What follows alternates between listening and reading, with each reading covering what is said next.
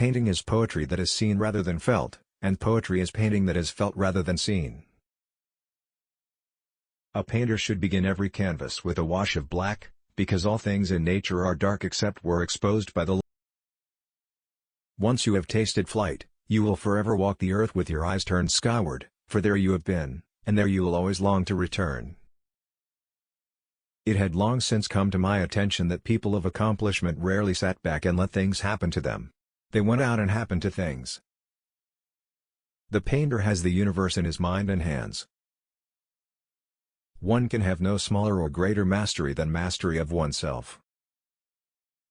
Art is never finished, only abandoned. If you are alone, you belong entirely to yourself.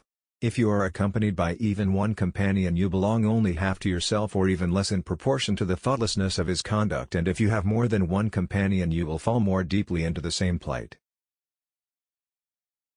I love those who can smile in trouble, who can gather strength from distress, and grow brave by reflection. 'Tis the business of little minds to shrink, but they whose heart is firm, and whose conscience approves their conduct, will pursue their principles unto death. The knowledge of all things is possible. The greatest deception men suffer is from their own opinions. Principles for the development of a complete mind: study the science of art. Study the art of science. Develop your senses, especially learn how to see. Realize that everything connects to everything. One has no right to love or hate anything if one has not acquired a thorough knowledge of its nature. Great love springs from great knowledge of the beloved object, and if you know it but little, you will be able to love it only a little or not at all. Every now and then go away, have a little relaxation, for when you come back to your work your judgment will be surer. Go some distance away, because then the work appears smaller and more of it can be taken in at a glance, and a lack of harmony and proportion is more readily seen. The artist sees what others only catch a glimpse of. Life without love is no life at all.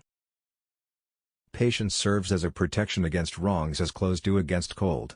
For if you put on more clothes as the cold increases, it will have no power to hurt you. So in like manner you must grow in patience when you meet with great wrongs, and they will then be powerless to vex your mind. A poet knows he has achieved perfection not when there is nothing left to add, but when there is nothing left to take away.